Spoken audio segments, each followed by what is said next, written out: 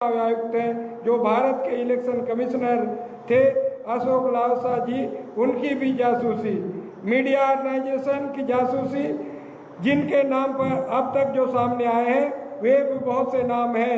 हिंदू अखबार, Indian Express अखबार, Hindustan Times, the Wire news agency, the Mint अखबार, TV 18 India, India Today, Economics and Political Weekly, Pioneer, जो लोकतंत्र का चौथा स्तंभ मीडिया को भी मोदी सरकार ने बख्शा नहीं है। उस पे भी जासूसी करने का जो कुकृत्य किया है, आज देश के लिए बहुत बड़ी शर्मनाक है। इसलिए तो अब बीजेपी भारतीय जासूस पार्टी बन गई है। अगर आप इस जासूसी को देखें, CERT&IN, Indian computer emergency system team, जो एजेंसी की रिपोर्ट आए हैं, उसमें मैं इसकी प्रतिलिपि आप लोगों को दूंगा। साथियों, सवाल ये है कि ये पेगासस है क्या?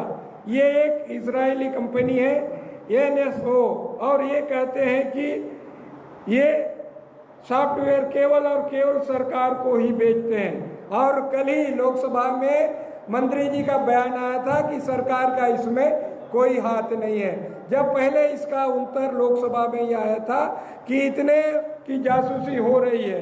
तो ये विरोधाभास लोकसभा में भी लगातार बयान आ रहे हैं। तो खरीद नहीं होगा तो इसके लिए उसकी वेबसाइट की प्रतिलिपि भी मैं आपको रिलीज करता हूँ। मोदी जी राहुल गांधी जी के फोन की जासूसी करवाकर आप कौन सा क्राइम और टेरर से लड़ाई लड़ रहे हैं? Hindu, Indian express, TV 18, India today, जो मीडिया जगत के जाने माने नाम है, जो लोकतंत्र के चौथा स्तंभ है, उनकी जासूसी करके आप कौन सा मतलब इससे आप करना चाहते हैं? आज कहीं ना आप कौन उग्रवादियों से लड़ रहे हैं? क्या ये मीडिया घराने भी उग्रवादी संगठन से जुड़े हैं क्या? मैं पूछना चाहता हूँ। साहेब की जासूसी करवाकर कौन से उग्रवादी से लड़ रहे हैं? और अब तो सामने आएगा अपने खुद के कैबिनेट मंत्री, जो इनको अपने कैबिनेट मंत्रियों पर भी विश्वास नहीं है, उन कैबिनेट मंत्रियों पर भी वे जासूसी करवा रहे हैं। साथियों, विस्तार से है, आप लोगों को पूरे विस्तार से बताएंगे, मगर हम लोगों का एक ही प्रश्न है। पहला प्रश्न, क्या हिंदुस्तान में चुनाव आयुक्त, विपक्ष के नेता समेत श्री राहुल गांधी खुद के कैबिनेट मंत्रियों, पत्रकार साथियों, एक्टिविस्ट और इन सब की जासूसी करवाना अगर देशद्रोह नहीं और क्या राष्ट्रीय सुरक्षा से खिलवाड़ नहीं तो क्या है? दूसरा प्रश्न हमारा, क्या 2019 के लोकसभा चुनाव से पहले और उसके बाद प्रधानमंत्री श्री नरेंद्र मोदी जी, उनके गृह मंत्री अमित शाह जी और उनकी सरकार जासूसी करवा रही थी क्या? ये हमारा दूसरा प्रश्न है। तीसरा प्रश्न, भारत सरकार ने ये इजरायली जासूसी सॉफ्टवेयर पेगासस कब खरीदा? क्या इसके लिए होम मिनिस्ट्री अमित शाह जी की अनुमति थी या प्रधानमंत्री जी ने अनुमति दी? और कितना हजार करोड़ रुपए खर्च हुआ या कितने सैकड़ों रुपए खर्च हुए और पैसे कहां से आए? ये हमारा तीसरा प्रश्न है। और चौथा प्रश्न, 2014 से 2021 के बीच अगर मोदी जी आपको जानकारी थी तो क्या आप और अमित शाह जी चुप क्यों रहे? भारत सरकार ने रहस्यमयी चुप्पी, षड्यंत्रकारी चुप्पी क्यों साध रखी? ये हमारा चौथा प्रश्न। और पांचवा प्रश्न है, देश में आंतरिक सुरक्षा के जिम्मेदार तो अमित शाह हैं, तो माननीय अमित शाह को एक सेकंड भी अपने पद पर बने रहने के अधिकार नहीं, उन्हें बर्खास्त क्यों नहीं किया जाना चाहिए? क्योंकि ये सब तो उनकी देखरेख में हो रहा है। जासूसी कांड जो इस देश का, तो अमित शाह जी को भी देखरेख में हो रहा है। और आखिरी प्रश्न, क्या प्रधानमंत्री जी की भूमिका जांच होनी चाहिए? साथियों, आज हमारा सीधा प्रश्न है, पेगासस सॉफ्टवेयर का लाइसेंस केवल सरकार को भेजा जा सकता है। तो मोदी सरकार ने ये सॉफ्टवेयर कब खरीदा? पेगासस से सॉफ्टवेयर लाइसेंस सरकार ने खरीदे। क्या सरकार हल्फनामा देगी कि पेगासस सॉफ्टवेयर को सरकार ने नहीं खरीदा? और हमारी प्राइवेसी और संविधान से बड़ा ये हमला है। यह राष्ट्रीय सुरक्षा नहीं, मोदी सुरक्षा है। कहीं ना कहीं भारतीय जनता पार्टी की, मोदी जी की चाल और चरित्र आज देश के सामने उजागर हो गया है। जो हम पहले ही कहते थे, जो अंग्रेजों की मुखबिरी किए, आज जब सरकार में आए, आज जो हमारे विपक्ष के नेता, पत्रकार से लेकर सभी साइंटिस्ट से लेकर सभी की ये जासूसी करा रहे हैं। कहीं ना कहीं भारतीय जनता पार्टी का चाल चरित्र देश के सामने उजागर हुआ है। आज देश की जनता के सामने मोदी जी को, अमित शाह जी को देश की जनता के सामने माफी मांगना चाहिए। और आगे कुछ छत्तीसगढ़ के भी मामले हैं जो आदरणीय हमारे संचार विभाग के प्रमुख आदरणीय भाई शैलेश नितिन त्रिवेदी जी 15 साल वे छत्तीसगढ़ में सरकार में रहे, इस ढंग से कितना गलत इसका उपयोग करते थे। आदरणीय शैलेश नितिन त्रिवेदी जी उसका उजागर करेंगे। साथियों, ये एनएसओ का वेबसाइट का पेज जो ये कहता है, NSO products are used exclusively for government intelligence and law enforcement agencies to fight crime and terror. अपराध से लड़ने के लिए और आतंक से लड़ने के लिए सरकारी संस्थाओं के द्वारा ही पेगासस सॉफ्टवेयर का उपयोग किया जाएगा। एनएसओ ने एक सैटेलाइट स्थापित किया है। उस सैटेलाइट से एनएसओ के सर्वर में सारी जानकारियां आती हैं। छत्तीसगढ़ में एनएसओ कंपनी के लोग 2017 में आए थे। न केवल वे लोग छत्तीसगढ़ आए थे, बल्कि छत्तीसगढ़ में उनकी यहाँ के पुलिस प्रशासन के अधिकारियों के साथ बैठक भी हुई थी। यह समाचार सबसे पहले संडे गार्जियन ने 1 नवंबर 2019 को प्रकाशित किया। 1 नवंबर 2019 को संडे गार्जियन में प्रकाशित इस समाचार के आधार पर जब पेगासस में नए खुलासे हुए तो हमारे कांग्रेस संचार विभाग के सदस्य आरपी सिंह ने सवाल खड़ा किया कि वो डील को लेकर रमन सिंह जी कहते हैं, आज अखबारों में बयान छपा है रमन सिंह जी का, कि कांग्रेस के लोग सुबह अखबार पढ़ के शाम को बयान जारी कर देते हैं।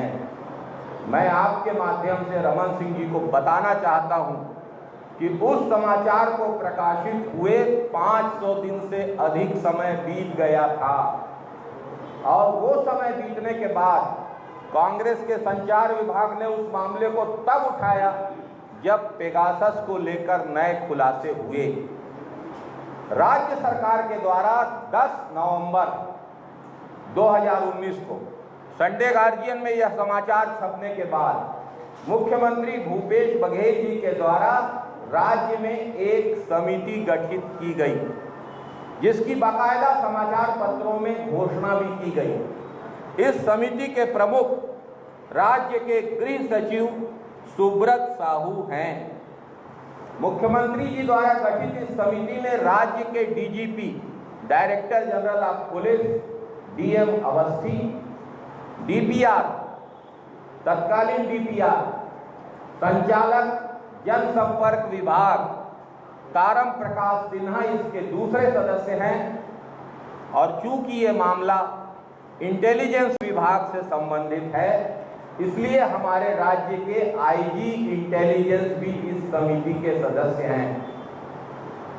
इस समिति ने जांच की।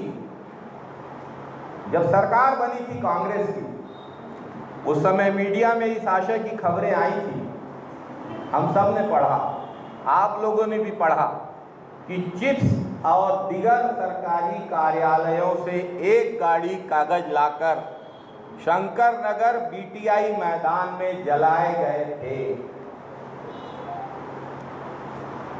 अब जब इस समिति ने जांच आरंभ की तो पेगासस से हुई डील की बात तो बहुत दूर, इस बैठक का भी कोई भी विवरण सरकारी कार्यालय में नहीं रखा गया, सब कुछ मिटा दिया गया। अगर मीटिंग हुई थी तो उसे छुपाने और मिटाने की क्या जरूरत थी? इस सवाल का जवाब रमन सिंह जी को, जो कि 15 साल सरकार के प्रमुख रहे और जिन्होंने कांग्रेस की बात को ये कहकर कि अखबार में पढ़ के बयान दे देते हैं, इस तरीके से इस गंभीर बात को उड़ाने की कोशिश की है। आज इस पत्रकार वार्ता के माध्यम से हम रमन सिंह जी से पूछ रहे हैं कि आपकी डील हुई थी या नहीं हुई थी? बैठक तो हुई थी, बैठक के सबूत क्यों मिटा दिए गए, क्यों छिपाया गया? ऐसा क्या है जिसको आप छिपाना चाहते हैं? और जांच के बिंदु क्या चिप्स एजेंसी और राज्य पुलिस के इंटेलिजेंस विंग का दुरुपयोग राज्य के विपक्षी दल के नेताओं, खासकर उस समय कांग्रेस के अध्यक्ष रमन सिंह जी के खिलाफ लड़ाई लड़ रहे भूपेश बघेल जी के खिलाफ कांग्रेस के नेताओं के फोन इंटरसेप्शन के लिए किया गया? बहुत बार ऐसा होता है कि कोई गोपनीय बात रहती है, थोड़ा सा कोई गोपनीय बात रहती है तो लोग कहते हैं कि व्हाट्सएप कॉल में कर लेते हैं। तो इन व्हाट्सएप कॉल की गोपनीयता भी पेगासस के माध्यम से प्रभावित की गई है। ये बात CERT, जैसा कि माननीय प्रदेश अध्यक्ष जी ने बताया, Indian computer emergency response team, जो कि सरकारी एजेंसी है, उसके माध्यम से ये बात स्पष्ट हो चुकी है। जो पत्रकार साथी इसका अवलोकन करना चाहें, पत्रकार वार्ता के बाद आपको यह कागज उपलब्ध करा दिया जाएगा।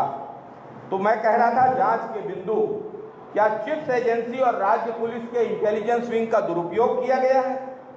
कौन से इजरायली नागरिक उस दौरान छत्तीसगढ़ प्रवास पर आए थे, उनका नाम और दीगर विवरण भारत सरकार विदेश मंत्रालय द्वारा मेंटेन किया जाता है। अगर भाजपा ने कुछ गलत नहीं किया है तो उनको इस विवरण को सार्वजनिक करना चाहिए। तीसरा सवाल, जो बीटीआई मैदान में कागज जलाए गए, क्या उसमें पेगासस से और उसकी खरीद से जुड़ी हुई भी फाइलें थी? रमन सिंह जी की सरकार के दौरान इस इजरायली सॉफ्टवेयर के कंपनी के अधिकारी कौन कौन से अधिकारियों से मिले, किसने उनको बुलाया था और किन किन के व्हाट्सएप मोबाइल की टेपिंग की गई? IG गुप्त वार्ता भी इस कमेटी में शामिल हैं। कांग्रेस मांग करती है कि पेगासस के नए खुलासे के मद्देनजर इस अवैधानिक कृत्य में शामिल लोगों पर कड़ी से कड़ी कार्रवाई की जाए।